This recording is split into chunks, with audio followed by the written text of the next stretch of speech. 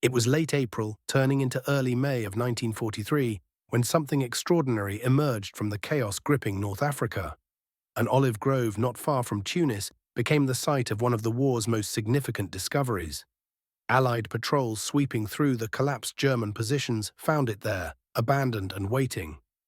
Tiger 712 sat silent among the gnarled trees, its massive steel hull untouched by explosives, its engines cold but intact, its fearsome 88mm gun pointing toward an empty horizon. The crew had simply fled. No one had bothered with demolition charges. No one had rigged explosives to render this mechanical monstrosity useless.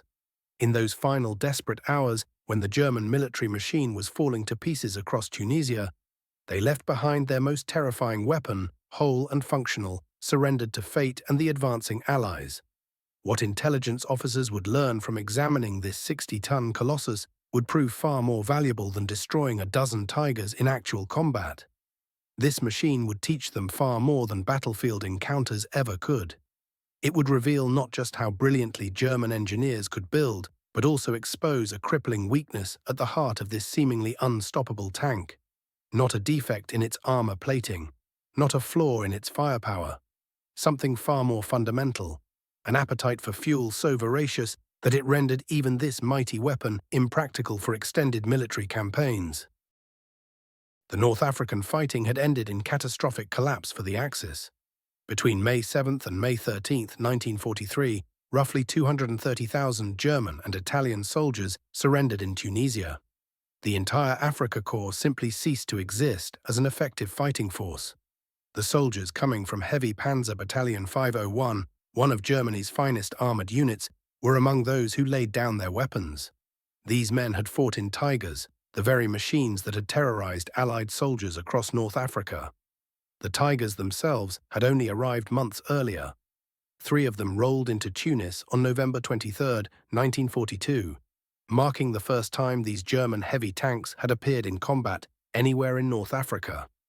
They came in late November, more arrived through December and into January, until eventually the battalion fielded about 20 operational vehicles prowling the Tunisian landscape.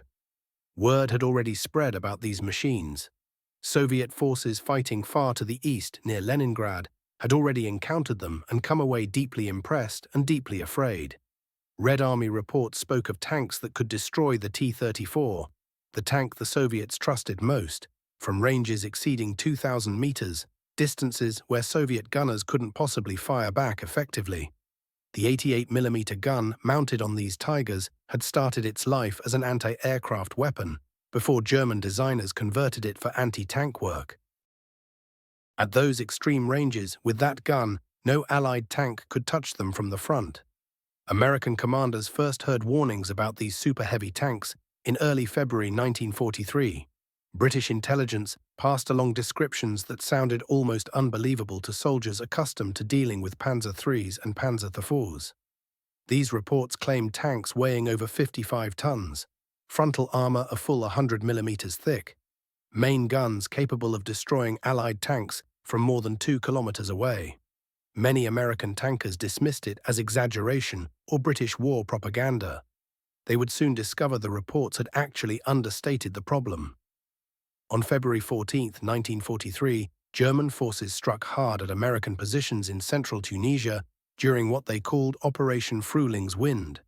Tigers from Heavy Panzer Battalion 501, supporting the 21st Panzer Division, attacked Combat Command A of the United States 1st Armored Division at Kasserine Pass. The battle that followed on February 14th and 15th proved the Tigers' frightening superiority beyond any doubt. Combat Command C responded on February 15th with 52 Sherman medium tanks hurling themselves at the German positions. German forces had arranged anti-tank guns in a carefully laid ambush, while Tigers waited at longer range, picking targets. When Combat Command C withdrew from the fight, 46 of those 52 Sherman tanks had been destroyed or put out of action. 3 weeks afterward, American officers conducted a detailed survey of the destroyed tanks scattered across the battlefield. They mapped each one, collected evidence, and tried to determine exactly what weapons had killed them. The findings surprised the investigating officers. Only one Sherman showed signs of being hit by an 88mm round from a Tiger or an 88mm anti-tank gun. The vast majority of American tanks had fallen to 50mm guns from Panzer IIIs or 75mm guns from Panzer IVs. The Tiger threat, while terrifying, was numerically much smaller than the psychological impact suggested. The battle introduced American soldiers to something unexpected. Large numbers of them were facing German armor for the first time in serious combat. Tigers participated in these fights, though not in overwhelming numbers. The situation became grimly apparent to every American tank crew. Their Sherman tanks with 75mm guns had to close the distance to 300 meters or less, and even then only had a chance if they could hit the Tigers' flanks or rear. Tigers could open fire effectively from 2,000 meters away, and American tankers couldn't touch them from the front. The psychological toll on tank crews proved severe. Army medical officers began documenting what they called Tiger phobia among tankers who had encountered these machines. A simple report that Tigers were operating somewhere in an area was enough to make American units request air support and artillery bombardment before they would advance. The psychological multiplier made each Tiger worth many more times its actual combat value. By March 1943, the Army understood it had a morale problem on its hands. Training materials had to be developed specifically to address Tiger phobia and restore confidence in American armored units. The intelligence summaries emphasized that Tigers appeared in very limited numbers, that they had vulnerabilities, and that proper tactics could neutralize their advantages. But American training couldn't offer much real tactical guidance for Sherman crews in direct combat with Tigers, beyond the unhelpful suggestion to call for artillery or air support. The truth was harder to swallow. Sometimes you couldn't call for help fast enough. As the Tunisian campaign entered its final weeks in April and early May, a different Tiger vulnerability became apparent. Mechanical breakdowns, vanishing spare parts, and fuel shortages grounded more Tigers than any Allied weapon destroyed.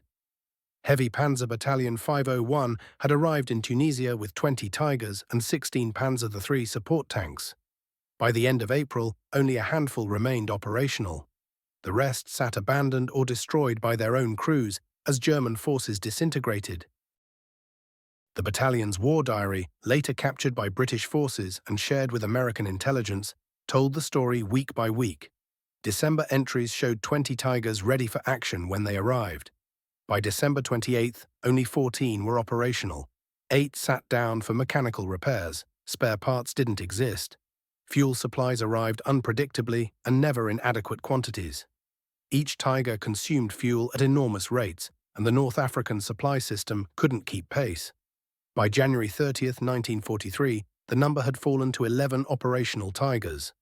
The diary noted that fuel shortages were becoming critical.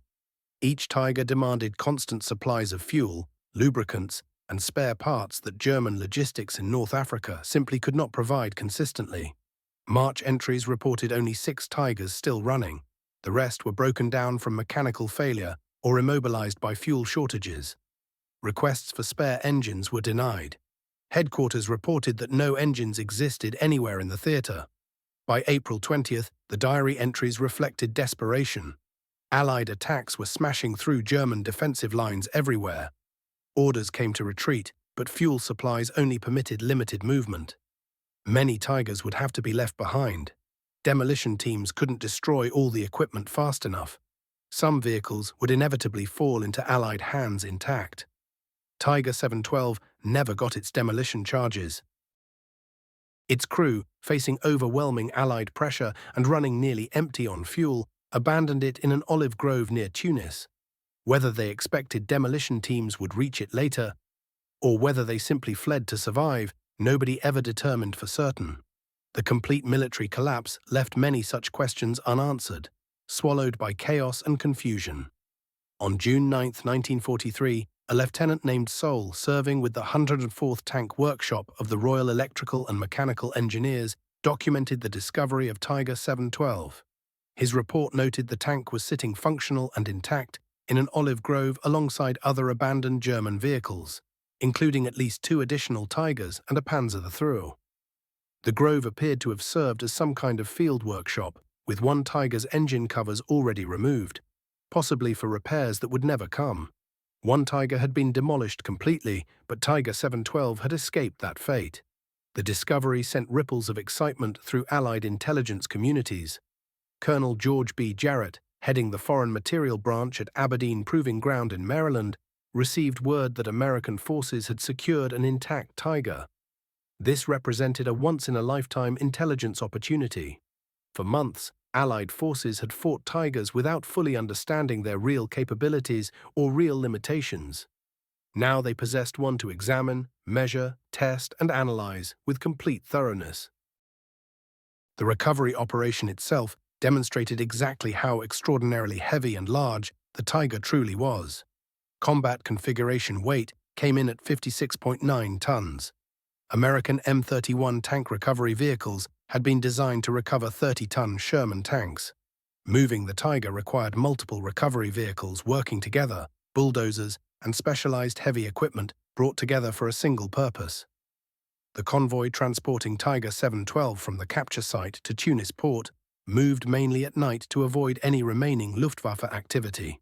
Although by May 1943, German air power over Tunisia had basically stopped existing as a meaningful threat. Engineers had to check every bridge to ensure it could handle the weight. Some roads simply couldn't support the combined weight of Tiger and transport trailer. What normally would have been a 4-hour journey took 3 days. At the Tunis port, loading the Tiger aboard a ship presented yet another engineering problem. The combined weight of tank and shipping cradle exceeded 65 tons, and port engineers had to locate heavy lift cranes capable of handling 70 tons or more. They found suitable equipment and loaded Tiger 712 aboard the Liberty ship SS Samuel P. Bush for the Atlantic crossing. The voyage consumed roughly 3 weeks, with the ship arriving at Norfolk, Virginia in early July 1943. From Norfolk, the Tiger traveled by special reinforced flatbed railcar to Aberdeen Proving Ground in Maryland, arriving in mid-July 1943. Aberdeen Proving Ground served as the United States Army's foremost facility for testing and evaluating ordnance and armored vehicles.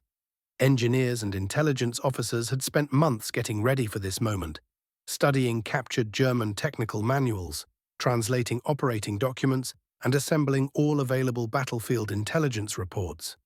Brigadier General Gladman M. Barnes, Chief of Research and Development for Army Ordnance, sent explicit instructions to the Aberdeen testing teams. This captured Tiger represented an unprecedented chance to evaluate the most dangerous enemy tank in comprehensive detail.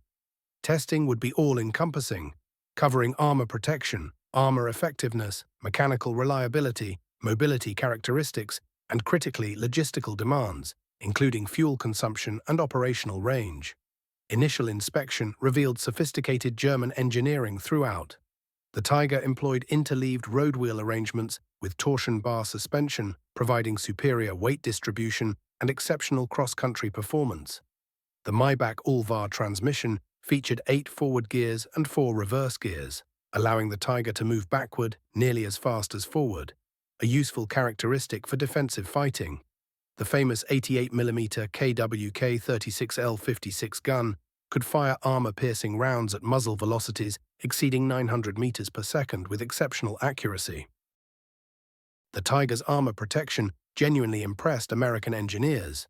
Frontal hull armor measured 100 mm thick. Frontal turret armor also reached 100 mm. The gun mantlet ranged from 120 to 200 mm.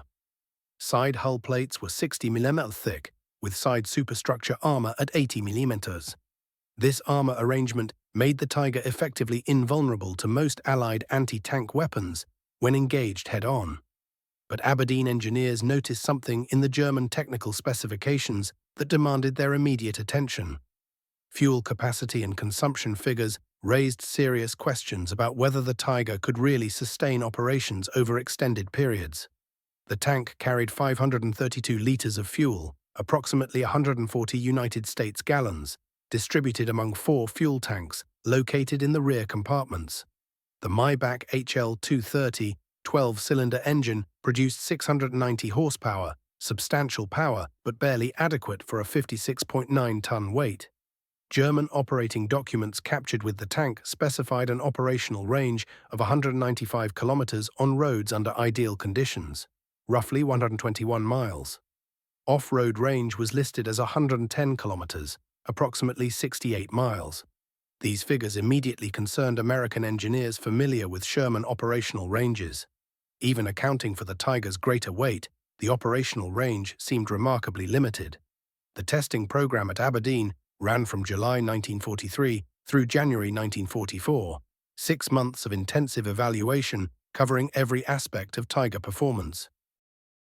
Fuel consumption testing received the highest priority because it directly affected operational capabilities. American military doctrine emphasized mobile warfare requiring armored units to operate deep in enemy territory, sometimes hundreds of miles from supply bases. A tank with limited operational range posed severe strategic limitations regardless of its tactical superiority. Tests on paved roads at steady cruising speed confirmed German specifications. Tiger 712 consumed approximately 195 liters per 100 kilometers on roads, equivalent to roughly 1.2 gallons per mile. This gave a theoretical maximum range of approximately 117 miles with a full 140-gallon fuel capacity, closely matching German claims of 121 miles. But cross-country testing revealed dramatically worse fuel consumption.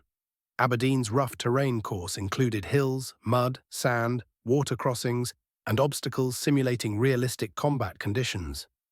Test runs over 32-mile courses with frequent speed changes consumed 132 gallons, leaving only 8 gallons remaining from the original 140-gallon load. This represented fuel consumption of 4.125 gallons per mile, reducing operational range to approximately 34 miles under realistic cross-country conditions. Combat simulation tests produced even more alarming results. When test crews performed realistic combat tasks, including rapid acceleration and deceleration, frequent directional changes, turret traverse operations, extended idling periods simulating observation, and intensive radio use, fuel consumption reached 6.1 gallons per mile. Under these intensive combat conditions, operational range fell to approximately 23 miles before the tank ran dry. The test results painted a devastating strategic picture. The Tiger tank, while supremely capable in direct combat, could not sustain extended mobile operations. Its massive fuel appetite demanded continuous resupply in quantities that would strain any logistics system. Under combat conditions, a Tiger battalion would require enormous fuel deliveries simply to remain mobile. Aberdeen engineers calculated the logistics burden precisely. Each Tiger in active combat operations required approximately 1,500 to 2,000 gallons of fuel weekly. A battalion of 20 Tigers needed 30,000 to 40,000 gallons weekly just for the Tigers themselves, not counting support vehicles, half-tracks, trucks, reconnaissance vehicles, and other equipment essential to battalion operations. American intelligence compiled fuel requirements for comparison. A typical American tank battalion with 53 Sherman tanks required approximately 65,000 gallons weekly, including all battalion vehicles. German heavy tank battalions with only 20 Tigers required nearly as much fuel for less than half the number of tanks. When support vehicle requirements were included, German heavy tank battalions actually consumed more total fuel than American medium tank battalions, despite fielding less than 40% as many tanks. Colonel Barnes compiled Aberdeen testing data into classified intelligence reports distributed to all Army Armor Commands in October 1943. The reports emphasized that Tiger tanks possessed formidable combat capabilities, including armor protection superior to all Allied tanks and main armament effective beyond 2,000 meters. However, a critical vulnerability had been identified. Fuel consumption limited operational range to approximately 120 miles under ideal road conditions, reduced to 30 to 40 miles under realistic combat conditions. German logistics must provide continuous fuel supply, or Tigers would become immobilized. Immobilized Tigers cannot fight. The reports recommended strategies to interdict enemy fuel supply lines as effective methods for neutralizing Tiger threats. Intelligence officers cross-referenced Aberdeen data with captured German supply documents, revealing the full scale of the logistical nightmare confronting the German military in sustaining Tiger operations. The intelligence examination revealed something troubling about German capabilities in 1943 and 1944. The numbers didn't lie. Even under the best possible circumstances, German supply systems could barely keep pace with the Tiger's fuel demands. Once Allied air forces began their systematic campaign of destruction against supply lines, fuel shortages became inevitable. These shortages would progressively strip away the Tiger's combat effectiveness. This fuel consumption pattern explained puzzling behaviors that Allied observers had been noting throughout 1943. German heavy tank battalions maintained a revealing operational pattern. They rarely ventured more than 30 to 40 kilometers away from their established supply depots. Tigers preferred to stay relatively stationary. Rather than pursuing retreating enemies, they frequently settled into fixed defensive positions instead. This wasn't simply how commanders preferred to fight. This was logistics forcing their hand. The numbers came from captured German unit records, documents recovered from multiple battlefronts. Heavy SS Panzer Battalion 101's war diary from Normandy during the summer of 1944 told the story clearly. Fuel shortages appeared repeatedly throughout its pages. On July 8, the unit recorded an impressive tactical victory. 16 Sherman tanks and 3 Cromwell tanks had been destroyed. The cost was just one Tiger, lost to mechanical failure rather than enemy action. But then came the critical entry. After only 4 hours of fighting, fuel supplies were completely depleted. The battalion found itself sitting motionless, waiting desperately for fuel supply trucks to arrive while Allied units slipped away. Pursuit became impossible. The fuel tanks were empty. On July 20th, the situation grew worse. Fuel allocation dropped by 40%. Orders came down from command demanding strict fuel conservation.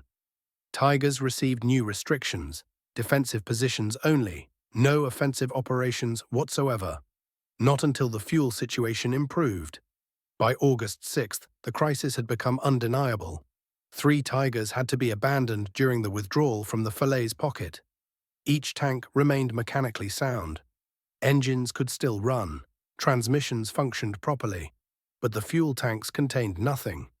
Crews placed demolition charges, though nobody could be certain whether the explosives detonated successfully. Soldiers abandoned the vehicles on foot. British intelligence collected captured documents that revealed the same pattern, repeating across different fronts. Heavy Panzer Battalion 503 records from Italy showed Tigers repeatedly stuck in place, immobilized not by enemy action, but by empty fuel tanks. The 5th SS Panzer Division, wicking on the Eastern Front, told an identical story. Combat effectiveness destroyed by the inability to maintain adequate fuel supplies. This problem appeared everywhere Tigers operated. Fuel shortages created a ceiling on effectiveness that the tank's superior firepower and armor couldn't overcome. American intelligence gathered these findings and distributed tactical guidance to all combat units by November 1943. This guidance offered practical advice for units encountering Tigers in combat. Direct frontal attacks should be avoided whenever possible. Instead, the guidance recommended forcing Tigers to move from position to position. Every mile a Tiger traveled consumed substantial fuel reserves. Continuous maneuvering burned through fuel supplies with alarming speed. A Tiger that ran out of fuel became vulnerable. It could be bypassed. It could be destroyed through artillery bombardment and airstrikes. Direct tank versus tank combat could be avoided entirely. Training films produced in late 1943 incorporated these fuel consumption findings.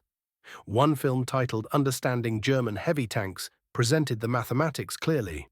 The Tiger consumed between 3 and 6 gallons of fuel per mile, depending on terrain and tactical conditions. Sherman tanks accomplished the same distance on less than 1 gallon. American tanks could travel 5 to 6 times farther on an equivalent amount of fuel. Tank crew instruction changed. Soldiers learned to exploit their mobility advantage deliberately. Make the Tigers chase American formations. Watch their fuel reserves drain away. Strike when the Tigers could no longer maneuver effectively. Watch them become sluggish, unable to respond, immobilized by fuel starvation.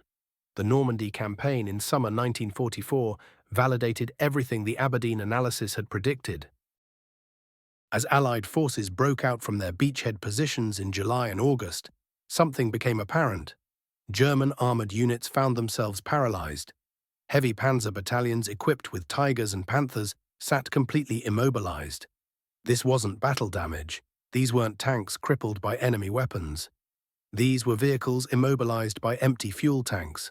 American armored divisions advanced 130 miles in just 7 days during the breakout phase. Tigers couldn't match this operational tempo, even with full tanks. Their combat range of 30 to 40 miles meant they barely managed to shift between defensive positions. Mobile operations across the battlefield became a fantasy. Liberation of France in August and September 1944 provided concrete proof. Allied reconnaissance units discovered something striking along German retreat routes. Dozens of abandoned Tigers and Panthers littered the landscape. Most showed minimal battle damage. Every single one had empty fuel tanks. German crews destroyed vehicles when they could. Often they lacked even enough fuel to conduct proper demolition procedures. Operational tanks simply got abandoned when the fuel ran out. The Ardennes offensive in December 1944 exposed the fuel crisis catastrophically. German forces launched their final major Western offensive with strict fuel rationing. Each panzer division received fuel calculated for approximately 150 kilometers of movement. German operational planning assumed they would capture Allied fuel dumps for resupply. The assumption proved fatal. American forces held or destroyed fuel depots. German armor became frozen across Belgium as fuel ran dry. Kampfgruppe Peiper, the spearhead unit of the 6th Panzer Army offensive, advanced 60 kilometers before fuel exhaustion halted everything. The battle group included Tigers from the 1st SS Panzer Division. Soldiers reported seeing Tigers lining roadsides everywhere. These weren't shot-up hulks. These were perfectly functional tanks, immobilized by nothing except empty fuel tanks. Major Haldy McCown, an American officer captured by Kampfgruppe Peiper, who later escaped, provided detailed testimony. He reported hearing German officers discuss their fuel situation openly. They desperately needed those American fuel dumps. Without them, the offensive couldn't continue. McCown witnessed the desperation firsthand. Tiger crews scrambled frantically, attempting to siphon fuel from damaged vehicles. They needed to get at least some Tigers moving. The fuel crisis was complete and absolute. Nothing worked. German records captured after war's end revealed the enormous impact fuel shortages had on German operational thinking from 1943 onward.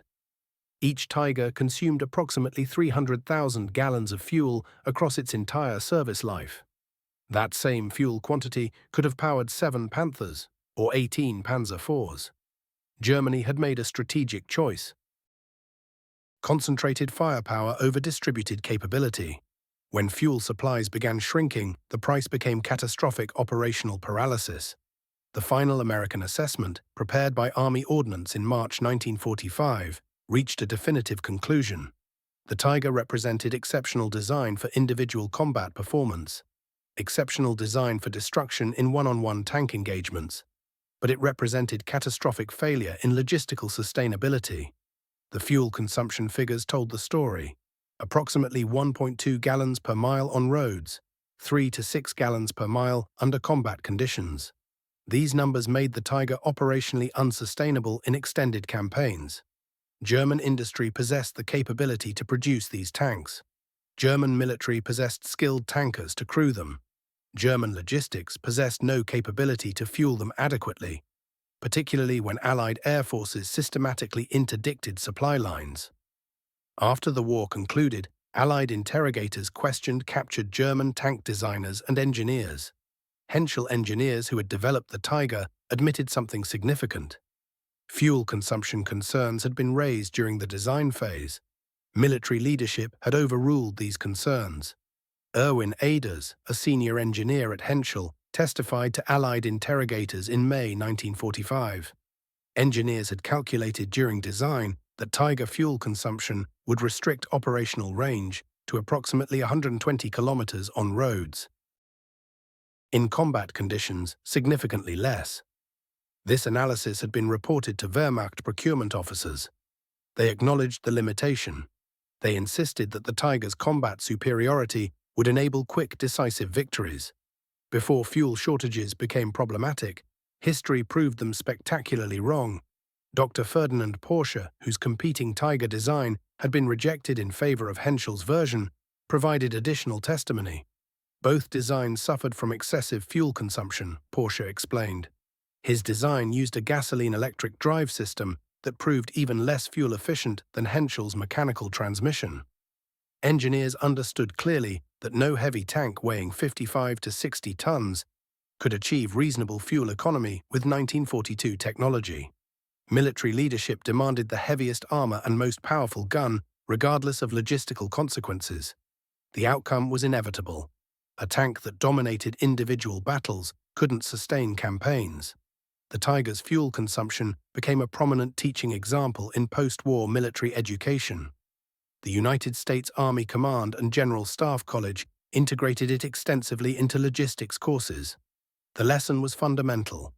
A weapon that cannot be sustained in combat is not an effective weapon, regardless of how well it performs tactically.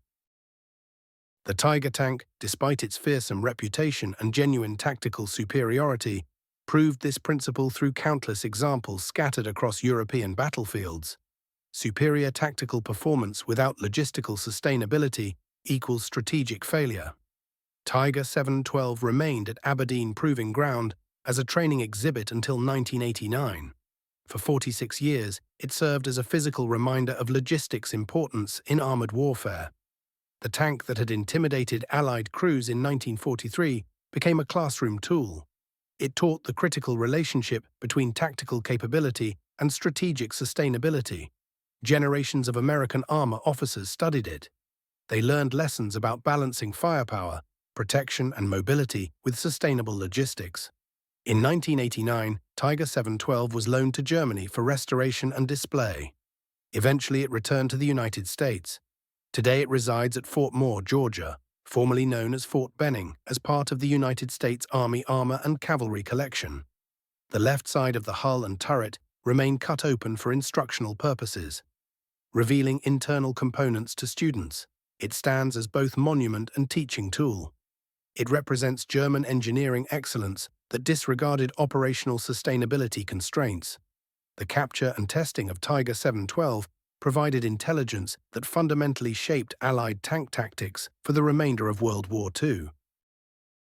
American tank crews discovered that the fearsome Tiger possessed a vulnerability more significant than any weakness in armor.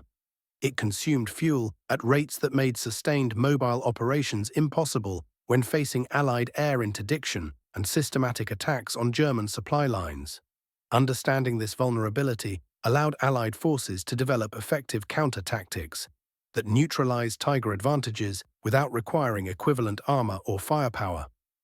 Understanding Tiger fuel consumption influenced American tank design for decades after the war.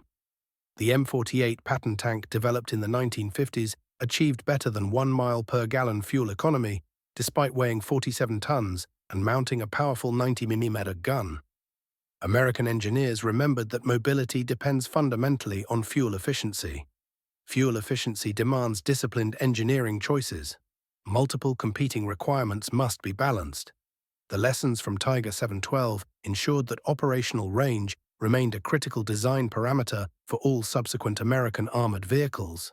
Modern main battle tanks continue this legacy. Firepower, protection, and mobility must be balanced with sustainable logistics. The M1 Abrams tank, introduced in 1980, carries over 500 gallons of fuel and achieves approximately 0.6 miles per gallon. This enables operational range exceeding 300 miles on roads. Despite being a gas turbine-powered 70-ton vehicle, the Abrams maintains sufficient operational range for deep strikes and mobile operations. Designers ensure that even the most powerful tanks can travel the required distances operationally. This lesson was learned partly from Tiger 712. The story of Tiger 712 teaches an enduring lesson about military technology. Superior weapons require sustainable logistics to achieve strategic effect. The most powerful tank in the world becomes useless when immobilized, waiting for fuel trucks that never arrive.